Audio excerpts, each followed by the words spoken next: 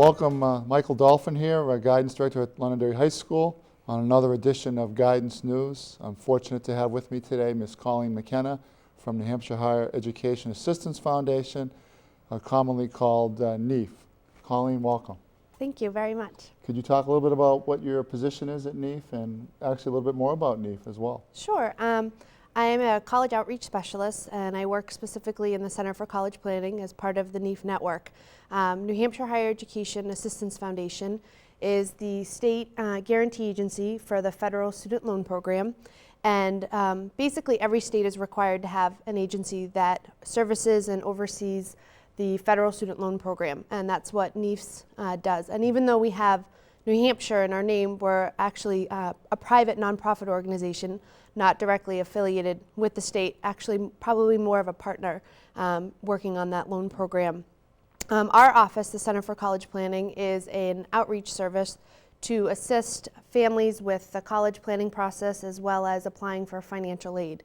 All the services that we have in our office, whether it's seminars that we offer in local communities at the high school, we have a plethora of publications that we have available, as well as one-on-one counseling appointments in our office, all of which are free of charge. There's no cost at any time for any of our services. Great. Well, Colleen did our evening in December on financial aid to the parent class, and so we want to talk a little bit today about the financial aid process for the senior parents, and certainly if you're a junior parent or even younger, the information is really important, and it's excellent. Colleen is very, very knowledgeable. So first thing is we'll talk about that good old term, the FAFSA. What is the FAFSA? Okay. The FAFSA form stands for the Free Application for Federal Student Aid. It's the one form that every family needs to be filling out for the student to be eligible for any federal, state, and in most cases institutional financial aid. Some colleges require additional paperwork, but in most cases the majority of colleges only require the FAFSA. It has free in its title, which is very important to remember because it is a free form to fill out.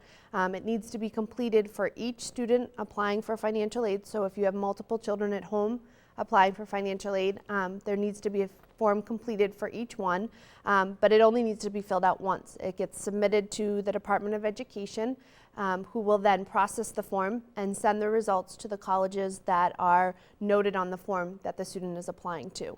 But absolutely, worth every family's time to be completing the form to see what they're eligible for financial aid.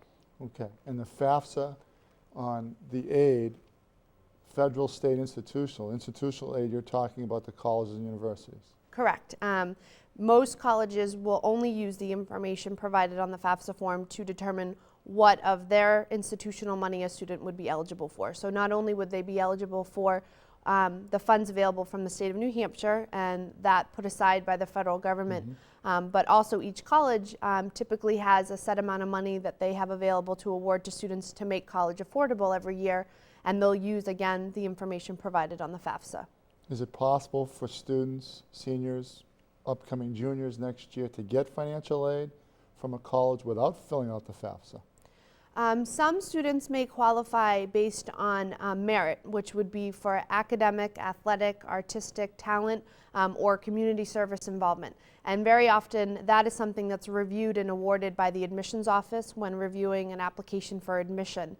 So really most students, when they apply for admission, if they meet the criteria that college or university have, if they have merit scholarships available, they would be automatically considered for that in most cases. And in most cases, colleges don't need the FAFSA information for a student to qualify for merit.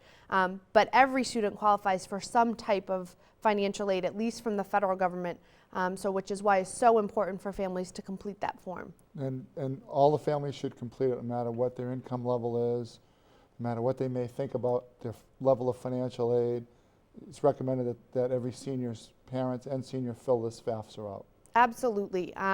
Every single student with completion of the FAFSA form will at the very least qualify for a low-interest federal student loan, which can make college that much more affordable for every family. There are plenty other programs, other loan programs, other grant and scholarship programs that students may qualify for, but a family really will never know unless they complete the form. And there's no cap on income or assets that disqualify a family from that loan program. Absolutely every student qualifies for it, as long as they're attending they're in a degree-seeking program and attending a federal eligible institution. Okay, very good. So before we get into the specifics of the FAFSA, I know you talked at the evening in December about the types of financial aid. So can you touch on the 3 types of financial aid for our audience? Sure. The different types of financial aid, there is gift aid and there's self-help aid. Gift aid is the free money coming in the forms of scholarships and grants. That's money students will never have to be paid back, which can be awarded from the state or federal level, as well as from the institutional level from the colleges or universities. The self-help money is more in the form of loans or work study. Loans, again, can be coming from the federal government level, and some colleges have their own loan programs. And then work study is an opportunity to have an on-campus based employment where a student can get kind of a part-time job, earn some extra spending money to pay for pizza on Friday nights, going to the movies, their bus ride home for Christmas break, or saving up even for books for next semester. But those are generally the 2 categories that the different types of financial aid students would fall into. And then you have need-based aid, which is a family has demonstrated financial need by the results of the FAFSA form, or merit-based aid, which is again awarded on certain academic, athletic, or artistic talents, or community service involvement. Okay. Great. Who fills out the FAFSA? If they're a senior in high school right now in Londonderry, or any other high school, frankly, but who fills out that FAFSA form in that home? It's a very simple question, much more complicated answer, unfortunately. The way that it works is that the form is geared towards the student. The student who's applying to the colleges and therefore applying for financial aid needs to be completing the form.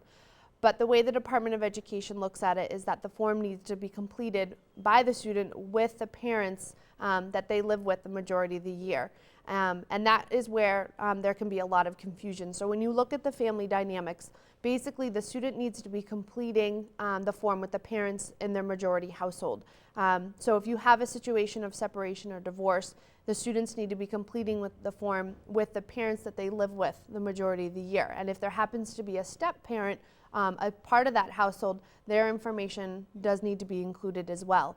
The non-custodial parents' information is not captured at any time on the FAFSA form.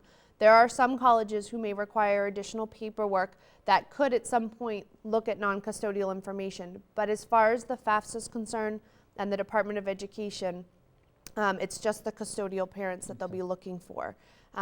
Many parents, as they get into the financial aid process, have a lot of questions on whether or not a student can fill out the forms by themselves, if the student can be considered independent. Right. And unfortunately, the Department of Education and their rules don't necessarily mesh with maybe rules in a household or an understanding about who's going to be paying for college, how the IRS works, because very often parents think that if a student's 18 or if they're completing their own tax returns or parents don't claim them on their tax returns, they should be able to complete the FAFSA by themselves. And unfortunately, that's not the case. Right. The only time a student can be considered independent and not have a parent's information included on the form is if they are over 24, they're married or have dependents of their own that they support more than 50% of the time, or a ward of the court, or a veteran of the war.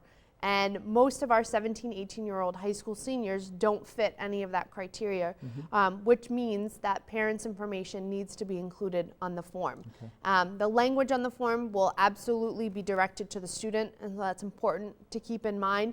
And it doesn't obligate either party, student or parent, to pay a single penny for college, but for the form to be processed and for the colleges to receive the information, absolutely both student and their custodial parents that information needs to be included on the form. Okay. So now that families know that the student, the senior, and the custodial parents in that home have to fill it out, there are 2 ways to fill out the FAFSA, aren't there? Yes, 2 ways. You have your traditional paper FAFSA, which is available usually in late November of senior year, and then there's actually the online form. depending on which one you choose, really irregardless, the form cannot be submitted until January 1st. When we work with families, probably one of the more common questions we get is which is better? Should we go paper or should we go online? And it's our recommendation in the office, and probably the same recommendation they would hear from the financial aid offices, is to fill it out online. Absolutely, some of it comes down to what a family feels most comfortable with, and that's absolutely understandable. But if you're looking for the most secure and the quickest, fastest way to do this, online is definitely the way to go. When filling it out on paper, there's a lot greater chance for human error to be made, not only by the family completing the form, but then by the representative at the Department of Education inputting that information into the database. That's 2 times that there could be a miscalculation, misinformation put into the system. Yep. When you complete the form online, there's a lot less chance for that happening. It doesn't allow you to advance to the next section unless the current section was completed out correctly, which is a nice thing too.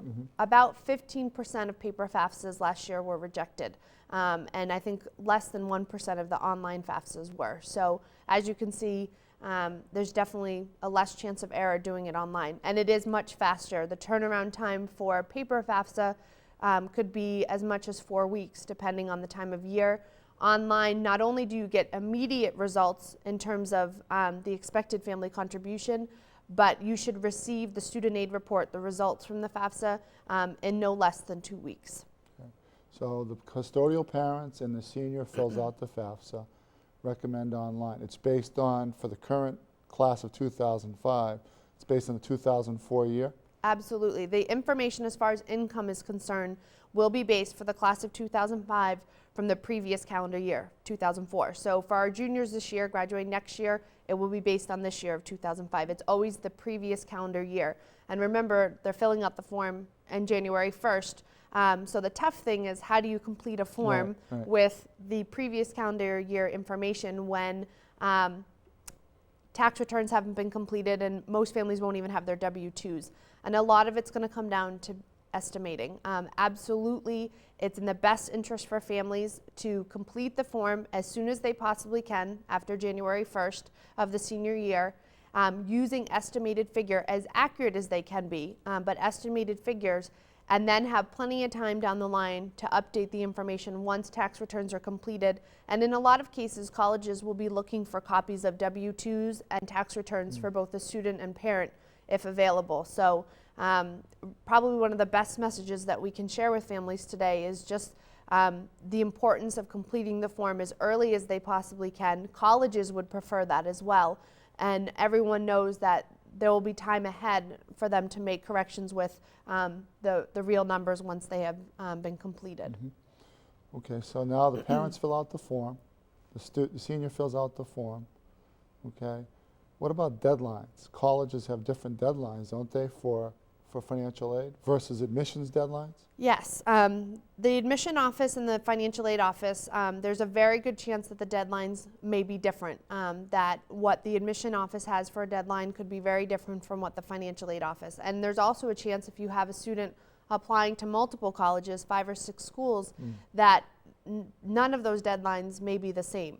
So one of the toughest parts of this process is remaining organized and kind of keeping everything in order in terms of what the deadlines are when things need to be submitted. Typically, financial aid deadlines are in the middle of February or by March 1st at the latest is what you're usually looking at. So we recommend families, again, to get that paperwork completed in early January, even though it's weeks ahead of the deadline, but that will allow time to make any corrections, to communicate with the financial aid office if necessary. We don't like to see families back themselves up, you know, against the deadline when they have enough time if they start early enough in the process in early January. Okay, so when it's a deadline at a particular school, does the FAFSA being processed meet that deadline? As far as, how does the deadline get determined by the college or university? The way that it works, and this is kind of a generalized statement because obviously some institutions may have their own policies, so I recommend that families probably follow up with the schools to make sure that they understand if they have a deadline of February 15th, what that means. But in general, A February 15th deadline means that the FAFSA needs to be received and date stamped by the Department of Education by that time. Okay. It doesn't mean the results of the FAFSA need to be at the financial aid office, because that will take a little extra time. But in most cases, that's usually how it works. And the important thing for families to understand is that for it to be sent, if you are doing it on paper, it's not the postmark stamp on the outer envelope from when you bring it to your post office, even if you send it certified. It's actually once it's opened up at the Department of Education and gets into the right hands and is date stamped, which could take a couple weeks depending on how busy the incoming mail is. And that's why doing it online, the minute a family hits submit, it gets date stamped, and that will be the date that the colleges will be made aware of in terms of when the FAFSA was submitted. As far as online goes, there's just one other thing that's really important for families to know, and this is actually, even for parents of juniors this year, this is something that you can be doing to kind of get prepared for the financial aid process. To be able to fill out the FAFSA online, you must have a PIN number for both the student and one parent in the household. It acts as the electronic signature, and that's what we recommend families to be doing ahead of time, is to apply for the PIN, and again, one for the student, and that would be one for each student that would be applying for financial aid, and then one for a parent in the household.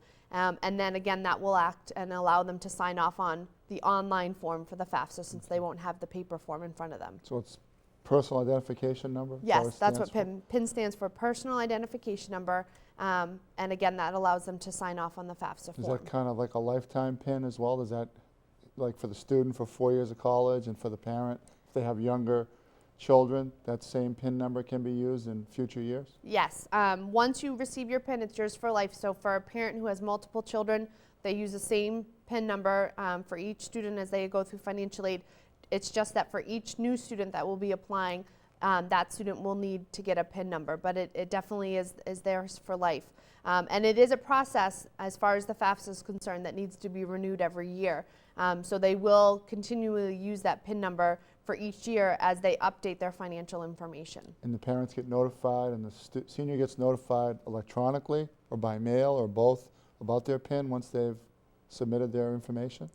Originally, it will be sent to them via email. You do link up an email address with the PIN application. But if for some reason that doesn't happen, you can always ask for it to be resent. And at that time, it can be sent via email or sent to the mailing address on the account. And the senior and the parent, custodial parent, guardian, when they get confirmation of their PIN, should they treat it as part of their wallet or their purse and put it somewhere safe? Or?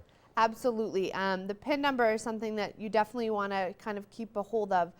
If by chance it does get lost, you can always have it resent to you. The only thing that they don't keep on file at the Department of Education is the security passphrase that you create for your PIN application.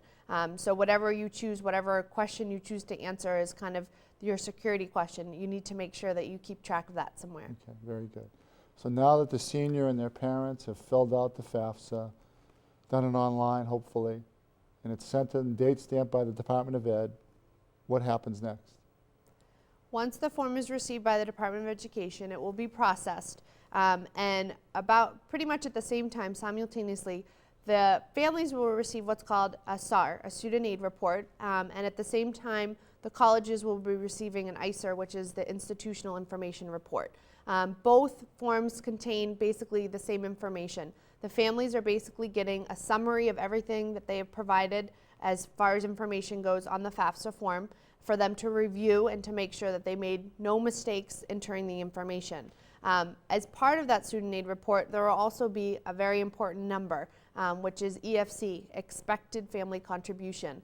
And that is the figure the government has come up with of what the family can afford to pay for the student to go to college based on the income and assets for the student and the parents involved that were supplied on the FAFSA form. The colleges will receive that same information around the same time for them to take that and then put together a financial aid package for the family. Okay. So let's assume that the family gets back, it's $10,000, and what happens at that point? If it's $10,000, does that change per price of the school? Anything like that? Well, the way expected family contribution works is that for colleges that only require the FAFSA, that EFC remains constant at every college. And it will be, irregardless if other forms are required, the only number that they use to determine a student's eligibility for state and federal money. Some colleges may require additional paperwork like the CSS Profile or an institutional form where they could use that information to readjust EFC to be able to award institutional money. But the results from the FAFSA are the ones what determines what eligibility a student has for federal and state money. But it is a constant figure, so whether they apply to Dartmouth, which costs over $40,000, or they apply to UNH, which costs around $16 to $18 for a resident student, their $10,000 in this example expected family contribution would remain the same as far as federal and state money is concerned. Okay. So there's another form as well that is available for other schools, CSS Profile. Can you touch on that for Sure. a minute? About 350 colleges require an additional paperwork, again, in addition to the FAFSA form called the CSS Profile. It's sponsored by the College Board, the same agency who works on the SAT tests, SAT 1, SAT 2, the PSAT. And basically this form captures information above and beyond what's supplied on the FAFSA. For our graduating class of 2005, they're capturing information from 2004 as far as income is concerned. The profile for the class of 2005 will look at 2004 information, but they'll also look at 2003 as well as projected earnings for 2005. So it's past, present, and future as far as income is concerned. There's also some protections allowances with the FAFSA form.